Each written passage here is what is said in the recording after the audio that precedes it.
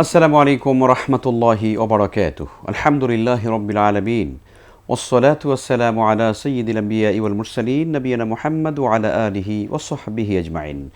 সুপ্রিয় দর্শক শ্রোতা, কাছে কিংবা দূরে, মুহূর্তে বিশ্বজুড়ে যে যেখান থেকে দেখছেন প্যানভিশন টিভি, আপনাদের সবাইকে সাদর আমন্ত্রণ জানাচ্ছি প্যানভিশন টিভির অসাধারণ আয়োজন ইসলামী গল্পের আজকের পর্বে।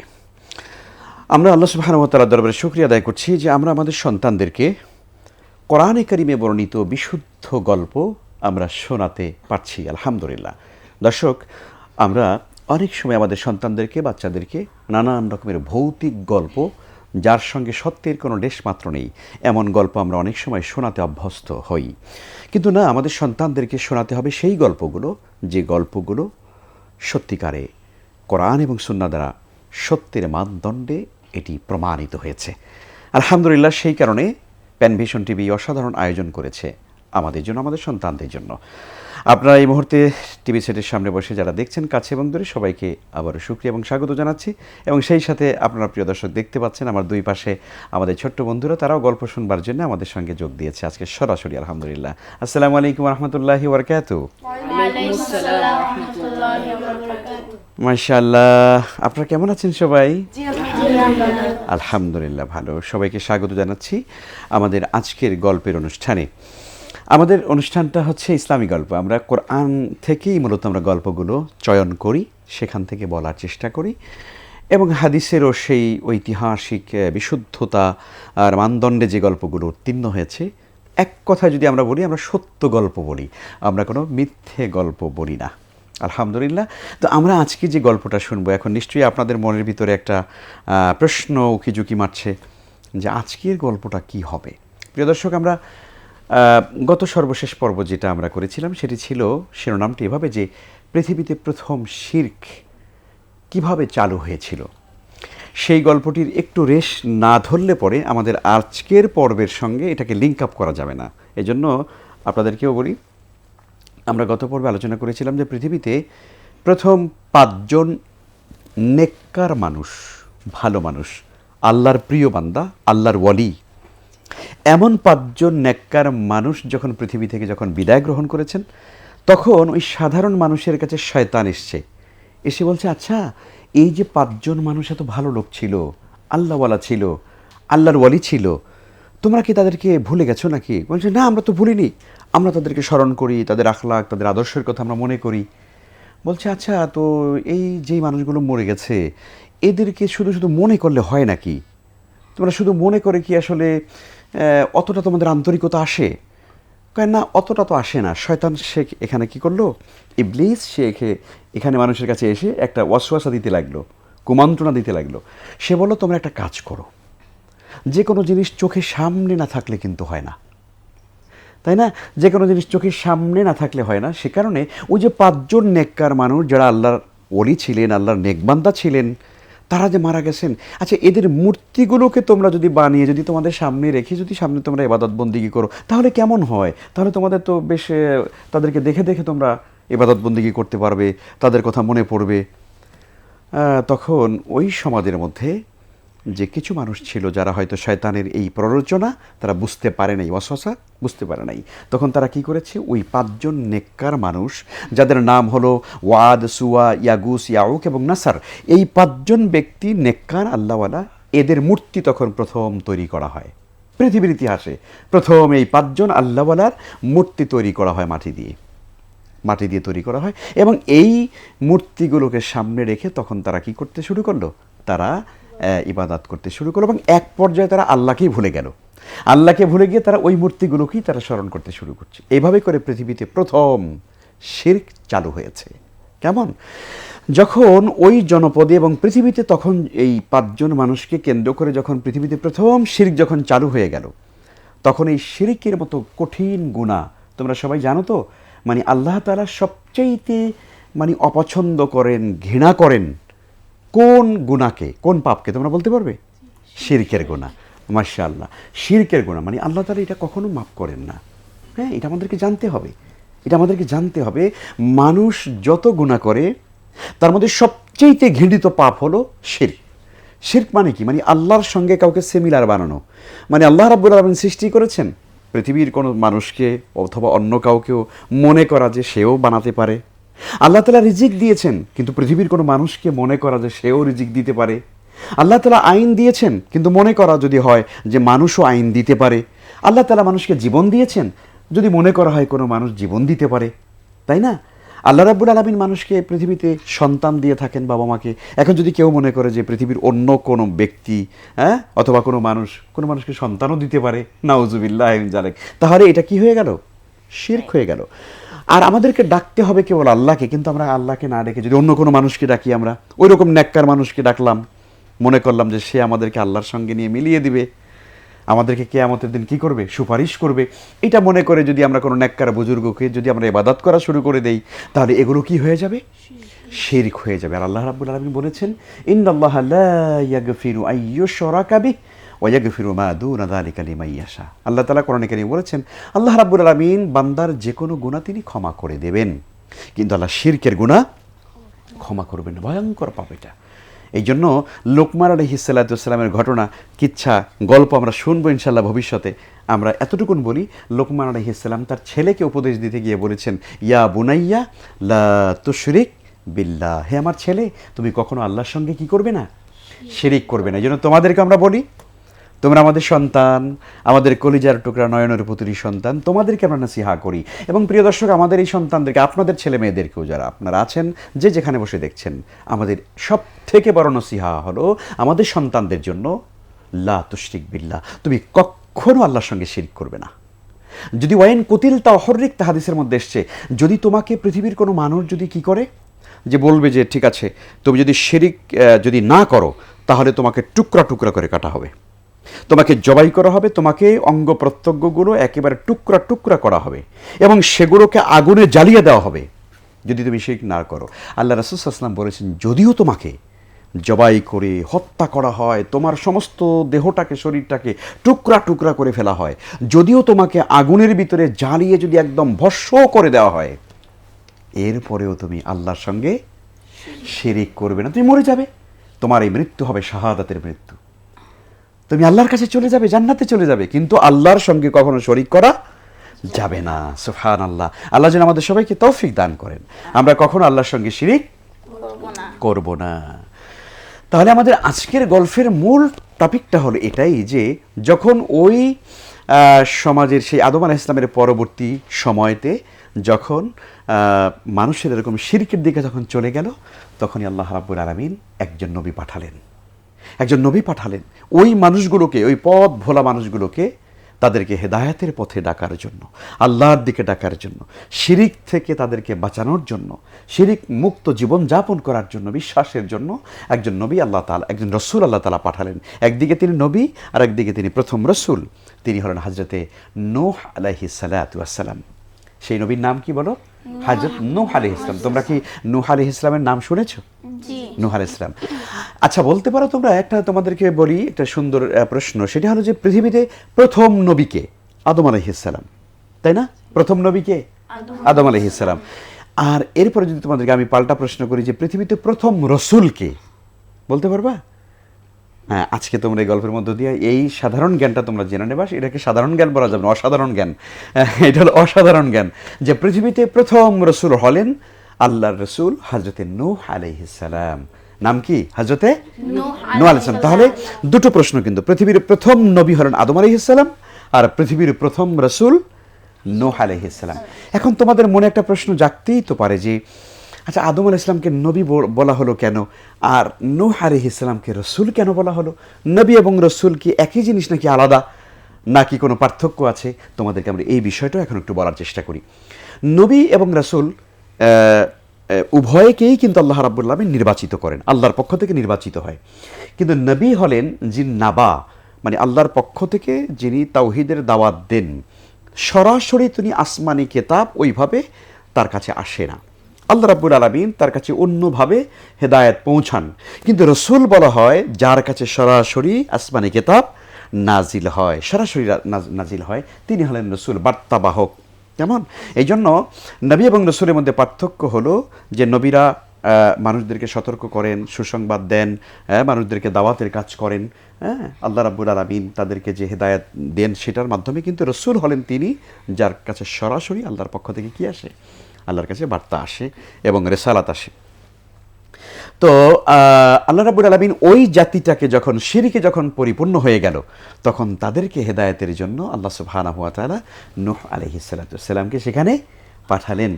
নূহ আলাইহিস সালাতু ওয়াস সালাম যখন ওই জাতির কাছে আসলেন, যেই জাতিটা তখন কিছে ছিল, শিরকের মধ্যে লিপ্ত ছিল, তখন তিনি ওই কওমের কাছে এসে তিনি আসলেন এবং আল্লাহ রাব্বুল আলামিন তখন এটা বললেন যে সূরা নূহের ভিতরে আল্লাহ তাআলা বলছেন, ইন্না আরসালনা নূহান ইলা কওমিহি আন আনযির কওমাকা মিন ক্বাবলি আন ইয়াতিয়াহুম আযাবুন আলীম। আল্লাহ তাআলা বলছেন যে ইন্না আরসালনা নূহান ইলা কওমিহি, আমি নূহ আলাইহিস সালামকে তার কওমের কাছে পাঠালাম। কেন পাঠালাম? আন আনযির কওমাক, আল্লাহ রাব্বুল আলামিন বলে দিলেন যে তুমি তোমার কওমকে কি করবে, সতর্ক করবে। মিন ক্বাবলি আন ইয়াতিয়াহুম আযাবুন আলীম, যাতে করে মানে ওই কওমের কাছে কোনো আযাব আসার আগেই তুমি তাদেরকে কি করে দিবে, সতর্ক করে দিবে। আল্লাহর পক্ষ থেকে আযাব আসবে, গজব আসবে, এই গজব যেন না আসে সেই জন্য তুমি এই কওমকে কি করবে, আগেই সতর্ক করে দিবে, যাতে করে তারা শিরক থেকে তারা যেন ফিরে আসে। তো আমরা এখান থেকে বুঝতেই পারলাম যে নূহ আলাইহিস সালাতু ওয়াস সালাম তিনি তার কওমকে দাওয়াত দিচ্ছিলেন এবং এই দাওয়াত দিতে গিয়ে তিনি তার কওমকে এটাই বলেছিলেন যে হে আমার কওম, হে আমার জাতি, তোমরা এক আল্লাহর ইবাদত করবে। কয় আল্লাহর ইবাদত? এক আল্লাহর। হ্যাঁ, সকল নবীরাই কিন্তু এই কথা বলেছেন। তোমরা শুনলে অবাক হবে যে পৃথিবীতে আল্লাহ রাব্বুল আলামিন 1,24,000 পয়গাম্বার, মতান্তরে 2,24,000 পয়গাম্বার, মানে অগণিত নবী রাসূল পৃথিবীতে এসেছেন। সকল নবীদের দাওয়াতের মূল বক্তব্য ছিল একটা। মূল বক্তব্য ছিল কয়টা? একটা। মানে চিন্তা করা যায়, এটা আশ্চর্য ব্যাপার না? দেখো, আমি একটা কথা বলি, আমার কথা কিন্তু তুমি হুবহু বলতে পারবে না, আবার তুমি যে কথাটা যেভাবে বলবে সেটা আবার আমাদের এই পার্টিসিপেন্ট তিনি বলতে পারবেন না, তাই না? মানে আমাদের ভিতরে কথা কি হয়, এক এক রকম হয়ে যায় না? কিন্তু পৃথিবীতে 1,24,000 পয়গাম্বার নবী রাসূল আসছেন, সকল নবীদের কথাই ছিল একরকম ছিল। তারা কি কথাটা বলেছেন? তারা বলেছেন, ইয়া কাওমি ইবুদুল্লাহ মা লাকুম মিন ইলাহিন গায়রু, হে আমার কওম, হে আমার জাতি, তোমরা এক আল্লাহর ইবাদত করবে, আল্লাহ ছাড়া তোমাদের আর কোনো মাবুদ নেই। সুবহানাল্লাহ। সকল নবী এবং রাসূলরা এই কথাটাই বলেছেন। ঠিক তেমনিভাবে নূহ আলাইহিস সালাম তিনিও তার কওমের কাছে গিয়ে ঠিক এই দাওয়াতটাই দিলেন যে হে আমার কওমের লোকেরা শোনো, তোমরা মূর্তি পূজা করো না, তোমরা শিরিক করো না, হ্যাঁ, তোমরা এক আল্লাহর ইবাদত করো, আল্লাহ এক, আল্লাহর কোনো শরীক নাই, আল্লাহর কোনো শরীক নাই। লা ইলাহা ইল্লাল্লাহ, there is no god, there is no god but Allah সুবহানাহু ওয়া তাআলা। হ্যাঁ, মানে পৃথিবীতে আর কোনো উপাস্য নেই, কোনো মাবুদ নেই, কোনো ইলাহ নেই, কোনো রব নেই, কেবলমাত্র কে আছেন? আল্লাহ সুবহানাহু ওয়া তাআলা। এই জন্য তোমরা বলো তো, আমাদের রব কে? আমাদের আল্লাহ। আমাদের ইলাহ কে? আল্লাহ। আমাদের জীবনদাতা কে? আল্লাহ। আমাদের মৃত্যুদাতা কে? আল্লাহ। আমাদের হায়াত দেওয়ার মালিক, আমাদের রিজিক দেওয়ার মালিক, আমাদের সন্তান দেওয়ার মালিক আল্লাহ। আল্লাহ ছাড়া এগুলো পৃথিবীর কেউ দিতে পারবে না। এই দাওয়াতের দিকে নূহ আলাইহিস সালাম তার কওমের লোকদেরকে দাওয়াত দিচ্ছিলেন। কিন্তু তারা তো দুষ্ট লোক, তারা তো মূর্তি পূজা করে, তারা তো এই দাওয়াত গ্রহণ করতে পারে নাই। তারা গ্রহণ করতে না পেরে বরং নূহ আলাইহিস সালামের বিরোধিতা করতে লাগলো। তখন নূহ আলাইহিস সালাম তিনি যুক্তি দিলেন তাদের কাছে। কোরআনে কারীমের বিভিন্ন আয়াতের মধ্যে আসছে, তিনি বললেন যে দেখো, এই আসমান যিনি সৃষ্টি করেছেন, এই পাহাড় পর্বত যিনি সৃষ্টি করেছেন, এই গাছপালা যিনি সৃষ্টি করেছেন, এই চন্দ্র সূর্য যিনি সৃষ্টি করেছেন, সেই আল্লাহর গোলামি তোমরা করো। তোমরা সেই আল্লাহর গোলামি করো যিনি আকাশ সৃষ্টি করেছেন, জমিন সৃষ্টি করেছেন, পাহাড় পর্বত, নদীনালা, গাছপালা, তরুলতা, এই মহাকাশ, এই সুবিশাল মহাকাশ কে সৃষ্টি করেছেন? আল্লাহ সুবহানাহু ওয়া তাআলা। আবার আকাশের দিকে তাকালে পরে চন্দ্র সূর্য গ্রহ নক্ষত্র ধূমকেতু নিহারিকা গ্যালাক্সি আলোকপুঞ্জ কোটি কোটি ছায়াপথ আছে না এই মহাকাশের মধ্যে? আছে না? এই সবগুলো কার সৃষ্টি? বলো বলো, সবগুলো কার সৃষ্টি? আল্লাহ সুবহানাহু ওয়া তাআলা সৃষ্টি করেছেন। নূহ আলাইহিস সালাম তখন তিনি তার কওমের লোকদেরকে বললেন, দেখো, তোমরা সেই আল্লাহর ইবাদত করো যিনি চন্দ্রটা সৃষ্টি করেছেন, ওই সূর্য যিনি সৃষ্টি করেছেন, এবং তিনিই আমাদেরকে সৃষ্টি করেছেন। তো এইভাবে করে যখন তিনি দাওয়াত একের পরে দিতে লাগলেন, তখন ওই দুষ্ট লোকেরা দাওয়াত গ্রহণ না করে, কবুল না করে, বরং তারা নূহ আলাইহিস সালামের বিরুদ্ধে তারা মহা ষড়যন্ত্র এবং তারা বিরুদ্ধাচরণ তারা শুরু করে দিল। ওই কওমের লোকেরা, নূহ আলাইহিস সালামের কওমের লোকেরা, তারা 5টা অভিযোগ দায়ের করলো। কয়টা অভিযোগ? 5টা অভিযোগ তারা সেখানে আপত্তি তুলল আল্লাহ নবী নূহ আলাইহিস সালাম সম্পর্কে। 5টা অভিযোগ তুলল। এর মধ্যে একটা হলো, প্রথম 1 নম্বর অভিযোগ ছিল, ওই কওমের লোকেরা বলতেছে, হে নবী, হে নূহ, তুমি নিজেকে নবী দাবি করো, আসলে তুমি তো মানুষ, নবী হলে তো ফেরেশতা হবে। নবী হলে কি হবে? ফেরেশতা। তাহলে ফেরেশতা সে নবী হবে, তুমি তো আমাদের মতো মানুষ, তুমি কেমন করে নবী হও? এই অভিযোগ তারা তুলল। আসলে ফেরেশতা কখনো নবী হয় না, নবী মানুষের ভেতর থেকেই আল্লাহ রাব্বুল আলামিন বানান। তো এই একটা অভিযোগ তারা তুলল। দ্বিতীয় নম্বর অভিযোগ তুলল যে তোমার কওমের মধ্যে তোমাকে যারা মেনে চলে, তোমার অনুসারী যারা, তোমাকে যারা নবী হিসাবে গ্রহণ করেছে, এই লোকগুলো সমাজের সবচাইতে গরিব লোক, সমাজের সবচেয়ে দরিদ্র শ্রেণীর লোকেরা তোমার সঙ্গে চলে। আর আমাদের টাকা পয়সা আছে, আমাদের বাড়ি গাড়ি আছে, আমাদের অনেক কিছু আছে, আমরা তোমার সাথে নাই। আর তোমার সাথে যারা আছে তারা হলো সমাজের সবচেয়ে কারা লোক? দরিদ্র লোক, গরিব, অসহায়, এতিম, মিসকিন, ফকির, এই টাইপের লোকেরা তোমার সঙ্গে থাকে, সুতরাং তুমি কখনো নবী হইতে পারো না। এটা হলো দ্বিতীয় নম্বর অভিযোগ ছিল। 3 নম্বরে তারা অভিযোগ করলো যে এই কওমের উপরে তোমার কোনো প্রভাব নাই, তুমি যদি নবী হও তাহলে ওই মানুষগুলোর মধ্যে তোমার একটা অন্যরকম পাওয়ার থাকবে না? তোমার তো পাওয়ার নাই, তোমার তো এই লোকদের উপরে কোনো প্রভাব আমরা দেখতে পাচ্ছি না। 3 নম্বর অভিযোগ তুললেন। 4 নম্বরে অভিযোগ তুললেন যে তুমি যে দাওয়াতের কাজ করো, এই দাওয়াতের কাজ আমাদের বাপদাদাদের আদর্শ বিরোধী। বাপদাদাদের আদর্শ বিরোধী, অর্থাৎ ওদের বাপদাদারা কি করেছে? তারা তো মূর্তি পূজা করেছে। এখন তারা বলতেছে তুমি যেই দাওয়াতের কথা বলো, এই দাওয়াত তো আমাদের বাপদাদারা কখনো দেয় নাই, সুতরাং তুমি হলে আমাদের দেশ বিরোধী, তুমি আমাদের বাপ দাদাদের আদর্শের চেতনার বিরোধী। কথা বুঝতে পারলে? হ্যাঁ, তোমরা খুব খেয়াল করবে, খুব মজা আছে কিন্তু এই গল্পের ভিতরে। এরপরে এটা গেল 4 নম্বর। 5 নম্বরে তারা অভিযোগ করলো যে দেখো, আসলে তুমি যা বলো, তুমি যে দাওয়াতের কথা বলো, আল্লাহর কথা বলো, আসলে বুঝতে পারছি মানে তুমি আমাদের দেশের মধ্যে বড় নেতা হতে চাও, বড় নেতা হতে চাও। এই নেতা হওয়ার জন্য এখন তুমি আমাদের কাছে এসে এই সব কথা বলতেছো। তো এই কথাগুলো মূলত হযরত নূহ আলাইহিস সালাম সম্পর্কে এটা মিথ্যা অভিযোগ ছিল, একটাও সত্য ছিল না। এগুলো এই নূহ আলাইহিস সালামকে, আল্লাহ নবীকে মানে ছোট করার জন্য, তাকে হেয় প্রতিপন্ন করার জন্য, তার দাওয়াতের কাজকে বন্ধ করে দেওয়ার জন্য মূলত এই অভিযোগগুলো তোলা হয়েছিল। মজার ব্যাপার হচ্ছে যে তুমি খেয়াল করে দেখো, এবং প্রিয় দর্শক শ্রোতা আপনাদেরকেও বলি, খুব ঐতিহাসিক কথা, নূহ আলাইহিস সালামের উপরে যে 5টি অভিযোগ তার কওমের লোকেরা এনেছিল, তোমরা তো আসলে বয়সে ছোট, খুব গুরু গম্ভীর কথা তো তোমরা বুঝবে না, তারপরও দর্শকরা বুঝবেন কিছু। মানে এই যে নবী নূহ আলাইহিস সালামের উপরে যে অভিযোগগুলো দেওয়া হয়েছিল, যে তুমি মানে ক্ষমতার জন্য তুমি এই কথাগুলো বলতেছো, তারপরে তোমার কোনো মানে প্রভাব প্রতিপত্তি নাই, তুমি আমাদের বাপ দাদাদের আদর্শ বিরোধী, এই কথাগুলো মজার ব্যাপার হলো আজও পৃথিবীতে যারা, এই বর্তমান পৃথিবীতে যারা দ্বীনের পথে দাওয়াতের কাজ করে, আল্লাহর জমিনে যারা আল্লাহর দ্বীন কায়েমের জন্য যারা চেষ্টা করে, তাদের উপরও ঠিক এই অভিযোগগুলো এখনো পর্যন্ত কি করা হয়? আনা হয়। একই অভিযোগ যে হ্যাঁ, এরা তো নেতা হতে চায়, এরা একামতে দিনের কাজ করে মানে নেতা হতে চায়, এরা তো সমাজের নিম্ন শ্রেণীর মানুষ, এরা হলো এমন যে এরা আমাদের বাপদাদা, আমাদের দেশের আদর্শ চেতনার বিরোধী। এই কথাগুলো এখনো বলা হয় কি না? এখনো বলা হয় যে এরা আমাদের রাষ্ট্রের বিরোধী, এটা আমাদের রাষ্ট্রের না, এরা হচ্ছে নানান রকমের শব্দ বলা হয় কিন্তু, তাই না? বলা হয় যে আমাদের চেতনা, আমাদের আদর্শের বিরোধী, অমুক সালের আদর্শের বিরোধী, অমুক চেতনার বিরোধী, এই কথাগুলো বলা হচ্ছে। এই কথাগুলো কিন্তু আল্লাহ রাব্বুল আলামিন একজন নবীকে পাঠিয়েছিলেন, সেই নবীর উপরে পর্যন্ত সেই অভিযোগগুলো করা হয়েছিল।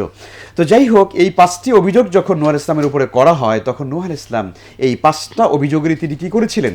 জবাব তিনি সুন্দরভাবে দিয়েছিলেন যে না, তোমরা যে অভিযোগ করেছো এই অভিযোগগুলো সত্য না। আমি আল্লাহর কথা বলি, আমি এক আল্লাহর তাওহীদের কথা বলি, আমি কোনো নেতৃত্বের জন্য, ক্ষমতার জন্য আমি এখানে দাওয়াত দেই না। আমি তোমাদের কাছে এমন কোনো আদর্শ নিয়ে আসি নাই যেটা তোমাদের মানে বাপ দাদাদের আদর্শের বিরুদ্ধে। হ্যাঁ, হতে পারে, আমি তো এক আল্লাহর কথা বলেছি। এখন তোমাদের বাপ দাদারা যদি মূর্তি পূজা করে থাকে তাহলে আমার কিছু করার নেই। নূহ আলাইহিস সালাতু ওয়াস সালাম তিনি সুন্দর ভাষায় যৌক্তিকভাবে তিনি ওই কওমের সমস্ত অভিযোগের জবাবগুলো সুন্দরভাবে তিনি দিয়েছেন। কিন্তু ব্যাপার হলো কি জানো, মানে কোনো মানুষের যদি কপালে যদি হেদায়েত যদি লেখা না থাকে বা তার যদি হেদায়েত নসিব না হয়, তাহলে তুমি তাকে যতই দাওয়াত দাও না কেন আর যতই তাকে বুঝাও না কেন, আসলে সে কিন্তু বুঝবে না, তাই না? ওই যে ছোটোবেলাতে দেখেছো না তোমরা, ছাগল বা যে মানে বকরিকে যখন মালিক রশি টেনে যখন সামনের দিকে নিতে যায় যে চল তোকে আমি ঘাস খাওয়াতে নিয়ে যাব, তাই না? তখন ছাগল কি করে, বকরি কি করে, দুটো পা সামনে দিয়ে বলে না আমি যাবো না, এরকম করে না, মানে সে টান দেয় আর বলে আমি যাব না। তো পৃথিবীতে এমন কিছু মানুষ এসেছিল, নবীরা তাদেরকে হেদায়েতের দাওয়াত দিয়েছেন, কিন্তু তারা সামনের দিকে পা দিয়ে বলছে না আমরা যাব না। এরকম একটা অবস্থা ছিল নূহ আলাইহিস সালামের এই কওমের লোকদের মধ্যে। তো যাই হোক, নূহ আলাইহিস সালাতু ওয়াস সালাম আল্লাহর একজন নবী এবং রাসূল, পৃথিবীর প্রথম রাসূল, তাই না? এই যে তিনি দাওয়াত দেওয়া শুরু করলেন, তোমরা কি জানো নূহ আলাইহিস সালাতু ওয়াস সালাম পৃথিবীতে কত বছর দাওয়াত দিয়েছেন জানো? শুনলে তোমরা অবাক হয়ে যাবে। আল্লাহর রসুল, আল্লাহর নবী নূহ আলাইহিস সালাতু ওয়াস সালাম তিনি এই পৃথিবীতে তিনি ৯৫০ বছর, কত বছর? ৯৫০ বছর তিনি এই পৃথিবীতে দাওয়াত দিয়েছেন। আল্লাহু আকবার। আল্লাহ তাআলা তাকে এত লম্বা হায়াত দিয়েছিলেন এবং এই লম্বা হায়াতের মধ্যে তিনি কখনো নিরাশ হয়ে যান নাই। মানে তিনি দাওয়াত কিভাবে দিলেন, ৯৫০ বছর তিনি বেঁচে ছিলেন এবং দাওয়াত দিয়েছেন। কিভাবে দিয়েছেন? যখন ধরো একটা প্রজন্মকে দাওয়াত দিয়েছেন, এই প্রজন্মের লোকেরা দাওয়াত কবুল করে নাই, তখন তিনি আশা করতেন আচ্ছা এরা হয়তো গ্রহণ করবে না, এদের সন্তান যারা ভবিষ্যতে আসবে এরা বোধহয় আমার দাওয়াত গ্রহণ করবে। এই আশায় তিনি আবার দাওয়াত দেওয়া শুরু করলেন। পরবর্তী প্রজন্ম আসলো, তারাও দাওয়াত কবুল করছে না, তখন তিনি আবার মনে মনে ভাবতে লাগলেন আচ্ছা ঠিক আছে এই প্রজন্ম হয়তো দাওয়াত গ্রহণ করে নাই, এদের সন্তান যারা ভবিষ্যতে আসবে তারা হয়তো আমার দাওয়াত গ্রহণ করবে। এভাবে করে তিনি কখনো দাওয়াত থেকে নিরাশ হন নাই, দাওয়াত তিনি কখনো বন্ধ করেন নাই। এভাবে দাওয়াত দিতে দিতে দিতে দীর্ঘ ৯৫০ বছর পর্যন্ত তিনি দাওয়াত দিয়েছেন। আর এই ৯৫০ বছর পর্যন্ত দাওয়াত দিয়ে কতজন মুসলমান হয়েছে শুনবে? তোমরা কি জানো? ৯৫০ বছর দাওয়াত দেওয়ার পরে উনি যে মুসলমান বানিয়েছেন বা ওনার যারা অনুসারী হয়েছে তাদের সংখ্যা হলো মাত্র ৮০ জন। মাত্র ৮০ জন, নারী এবং পুরুষ মিলে মাত্র ৮০ জন লোক। এই ৯৫০ বছরের দাওয়াতের ফল হলো ৮০ জন মুসলমান। আল্লাহু আকবার, আল্লাহু আকবার। তাহলে চিন্তা করে দেখো যে আল্লাহ রাব্বুল আলামিন যে নবী এবং রাসূলদেরকে পাঠিয়েছেন, তাহলে তাদের দাওয়াতের মেহনতটা কত কঠিন ছিল। এই ৯৫০ বছর পর্যন্ত প্রজন্মের পর প্রজন্ম, মানে বাবারা অত্যাচার, দাদারা অত্যাচার করে গেছে, তারা মরে গেছে, নূহ আলাইহিস সালাম বেঁচে আছেন। এরপরে ওই প্রজন্মের পরে বাবারা আসছে, তারা অত্যাচার করেছেন, এরা মরে গেছে, ওদের সন্তানরা পরবর্তীতে এসেছে, ওরা নূহ আলাইহিস সালামকে কষ্ট দিয়েছেন, অত্যাচার করেছেন। এভাবে করে করে ৯৫০ বছর পর্যন্ত তিনি জুলুমের শিকার হয়েছেন, কিন্তু কখনো তিনি দাওয়াত বন্ধ করে দেন নাই। সুবহানাল্লাহ। এবং এই যে তাকে অত্যাচার করেছেন, অনাচার করেছেন, তাকে জুলুম করেছেন, সেই জুলুমের যে অনিবার্য কি পরিণতি হয়েছিল, সেই পরিণতিটাই আমরা জানবো আগামী পর্বে। সেটা হলো নূহ আলাইহিস সালাতু ওয়াস সালামের সেই সময় এক প্রলয়ঙ্কারী এক তুফান হয়েছিল, যেটিকে আমরা নূহের প্লাবন বলি। কি বলি আমরা? নূহের প্লাবন, তাই না? আলাইহিস সালাতু ওয়াস সালাম। আমরা সেই আকর্ষণীয় পর্বটি ইনশাআল্লাহ তাআলা আগামী পর্বে আমরা শুনবো। তো আজকের এই পর্বে আমরা নূহ আলাইহিস সালাতু ওয়াস সালামের দাওয়াতের এই ঐতিহাসিক ঘটনা আমরা জানলাম। তো তোমাদেরকে আমরা নসিহা করছি ইনশাআল্লাহ তাআলা তোমরা লেখাপড়া করে আরও বড় হবে, তোমরাও দ্বীনের দাওয়াতের কাজ করবে ইনশাআল্লাহ। আল্লাহ যেন আমাদের সবাইকে তৌফিক দেন এবং তোমাদেরকেও যেন তৌফিক দেন। এবং প্রিয় দর্শক শ্রোতা, আপনারা যারা দেখছেন আপনাদের সন্তানদেরকে নিয়ে, আপনাদের সন্তানদেরকেও নবী রাসূলদের এই আদর্শ এবং এই গল্পের আলোকে আপনাদের সন্তানদেরকেও দ্বীনের মুজাহিদ হিসাবে তৈরি করবেন। পৃথিবীতে রেখে যাবেন আপনার সন্তানকে। আপনি হয়তো পৃথিবী থেকে বিদায় নেবেন, কিন্তু আপনার সন্তান এভাবে বছরের পর বছর তারা দাওয়াতের কাজ করবে। এই দাওয়াতের সওয়াব আল্লাহ তাআলা আপনার কবরে পৌঁছে দেবেন। আমার সন্তান যদি দ্বীনের দায়ী হয়, আমার সন্তান যদি আলেম হয়, আমার সন্তান যদি মুবাল্লিগ হয়, দ্বীনের যদি কর্মী হয়, মুজাহিদ হয়, আমার সন্তান পৃথিবীতে যত ভালো কাজ করবে, আমি হয়তো কবরে থাকব, আমার সন্তানের সকল নেক আমলের সওয়াব আল্লাহ আমার কবরে, আপনার কবরে পৌঁছাবেন। আল্লাহ তাআলা যেন আমাদের সন্তানদেরকে সেইভাবে নেককার হিসেবে তৈরি করেন। তোমাদের জন্য আমাদের দোয়া থাকলো, আল্লাহ যেন তোমাদেরকেও দিনের জন্য বড় দায়ী হিসাবে আল্লাহ তাআলা কবুল করেন, আমিন। তো এই বিষয়ের উপরে কি তোমাদের কোনো প্রশ্ন আছে? আমার একটা প্রশ্ন আছে। আচ্ছা, মাশাআল্লাহ, বলো। যে নূহ আলাইহিস সালাম, সে তো আল্লাহর একজন রাসূল ছিল, কিন্তু তার বিরোধিতা কেন করা হয়েছিল? মাশাআল্লাহ, খুব সুন্দর প্রশ্ন করা হয়েছে প্রিয় দর্শক শ্রোতা। মানে আমাদের এই ছোট্ট বন্ধুর প্রশ্ন হলো যে নূহ আলাইহিস সালাম তো আল্লাহর নবী ছিলেন, তো সেই নবী থাকার পরে আবার তার বিরোধিতা করা হবে কেন? হ্যাঁ, খুব অসাধারণ প্রশ্ন প্রিয় দর্শক। দেখুন, আসলে নূহ আলাইহিস সালাম আল্লাহর নবী ছিলেন, আর সেই সময় আমরা জানি এমন একটা জাতির কাছে তিনি এসেছেন যেই জাতিটা মূলত ছিল শিরকের ভিতরে ডুবন্ত ছিল। তারা শিরক করত, আল্লাহর সঙ্গে তারা অংশীদার করত। তো নূহ আলাইহিস সালাম পৃথিবীতে এসেছেন মূলত এক আল্লাহর তাওহীদের বাণী নিয়ে। তিনি এসে বলেছিলেন যে না, অনেক ইলা বা প্রভু নাই, অনেক খোদা নেই, অনেক উপাস্য নেই, উপাস্য কেবলমাত্র একজন, আল্লাহ। সুতরাং এই আল্লাহর ইবাদত আমাদেরকে করতে হবে, এই আল্লাহর দাসত্ব করতে হবে। যখনই তিনি এক আল্লাহর কথা বললেন, তখনই কিন্তু ওই কওমের মুশরিক যারা ছিল তারা কিন্তু তার উপরে খেপে গেল যে আমরা আমাদের বাপ দাদাদের আদর্শ মেনে আসতেছি, বহুত আমরা মানে মূর্তির আমরা পূজা করে, হ্যাঁ, আর তুমি বলছো এক আল্লাহর ইবাদত করতে হবে, এটা হতে পারে না। তখনই কিন্তু এই অনিবার্য সংঘাত সৃষ্টি হয়ে যায়। তাহলে বোঝা যায় এটার দ্বারা যে পৃথিবীতে সর্বপ্রথম তার কওমের সঙ্গে যেই নবীর প্রথম সংঘাত হয়ে যায়, হ্যাঁ, সেই বাধার সম্মুখীন হয়ে পড়েন তিনি কিন্তু হযরত নূহ আলাইহিস সালাম, তাই না? নূহ আলাইহিস সালাম এই জন্য নবী হওয়ার পরও তার কওমের লোকেরা এই জন্যই তার বিরোধিতা করেছিল, যেহেতু তিনি এক আল্লাহর দাওয়াত দিয়েছেন আর তারা আল্লাহকে ইলাহ হিসাবে মানতে পারেনি, রাজি হয়নি। এ কারণেই তারা কিন্তু নবী নূহ আলাইহিস সালামের বিরোধিতা তারা করেছিল। আচ্ছা, মাশাআল্লাহ। তোমাদের আর কারো প্রশ্ন আছে? জি, আমার একটু প্রশ্ন আছে। মাশাআল্লাহ, ভালো, বলো। আমরা তো এতক্ষণ এত সুন্দর একটা গল্প শুনলাম, তো আমাদের সামনে কি আর কোনো নবী আসবে? মাশাআল্লাহ, খুব অসাধারণ প্রশ্ন করেছে প্রিয় দর্শক। সে বলছে যে মানে আমরা তো একজন সম্মানিত নবী নূহ আলাইহিস সালামের গল্প শুনলাম, তো আমরা তো এখন এমন একটা যুগে পৃথিবীতে আছি যে আমাদের সামনে কোনো নবী নেই। এখন তার প্রশ্ন হচ্ছে কি আমাদের কাছে কি কোনো নবী আর আসবে? দর্শক শ্রোতা এবং আমাদের প্রিয় বন্ধুরা, তোমাদেরকে আমরা জানাচ্ছি এটি একটি গুরুত্বপূর্ণ প্রশ্ন যে পৃথিবীতে আর কোন নবী আসবেন কি না। উত্তর হলো না, পৃথিবীতে আর কোন নবী নবুয়ত এবং রিসালাতের এই মিশন নিয়ে পৃথিবীতে আর কেউ আসবেন না। বরং এই পৃথিবীতে সর্বশেষ এবং সর্বশ্রেষ্ঠ নবী হচ্ছেন নবী মুহাম্মদুর রাসূলুল্লাহ সাল্লাল্লাহু আলাইহি ওয়াসাল্লাম, যিনি এসেছেন কিন্তু সবার শেষে, কিন্তু তিনি হলেন সকল নবীদের সেরা, সকল রসুলদের তিনি হলেন নেতা। সুবহানাল্লাহ। এই জন্য আমরা কিন্তু সেই নবীর উম্মত হিসেবে পৃথিবীতে এসেছি। এই জন্য নবীজি বলে গিয়েছেন আনা খাতামুন নবিয়্যিন, আমি সর্বশেষ নবী, লা নবিয়্যা বাদি, আমার পরে আর কোনো নবী আসবে না।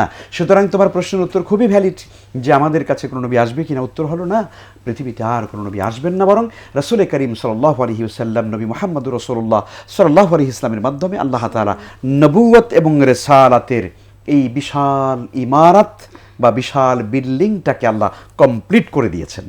রাসূল সাল্লাল্লাহু আলাইহি ওয়াসাল্লাম একদিন সাহাবায়ে কেরামের সামনে গল্প করতে গিয়ে বলেছেন, ছোট্ট একটা গল্প করে আমরা শেষ করবো আজকে, যে রাসূল সাল্লাল্লাহু আলাইহি ওয়াসাল্লাম তিনি একদিন সাহাবায়ে কেরামের সামনে বললেন, দেখো সুন্দর একটা বিল্ডিং, একটা ইমারত দাঁড়িয়ে আছে, খুব নান্দনিক, দেখতে খুবই সুন্দর, কিন্তু ওই বিল্ডিংটার সামনে ফ্রন্ট সাইডে একটা জায়গায় একটা ইট ফাঁকা। আচ্ছা তোমরা বলো তো এই বিল্ডিংটা দেখতে কেমন লাগবে? আল্লাহ রাসূল সাহাবায়ে কেরামদেরকে জিজ্ঞাসা করেছেন। সাহাবায়ে কেরাম বলছেন, ইয়া রাসূলুল্লাহ, এটা দেখতে আসলেই তো অড লাগবে, তাই না? পুরো বিল্ডিংটা এত সুন্দর, কিন্তু একটা জায়গায় কি নেই, একটা ইট নেই। আচ্ছা তোমরা বলো তো এটা কি দেখতে সুন্দর লাগবে? লাগবে না তো।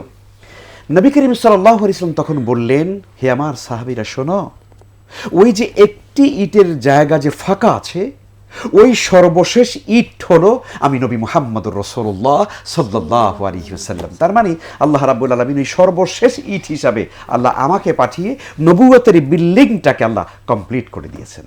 সুবহানাল্লাহ বলো, সুবহানাল্লাহ। তার মানে হচ্ছে আমাদের নবীজির উপরে এই পৃথিবীতে আর কোনো নবী আসবেন না, অতএব আমাদের নবী সর্বশেষ নবী। আল্লাহ তাআলা সেই নবীর উম্মত হওয়ার তৌফিক আমাদেরকে দান করুক, আমিন।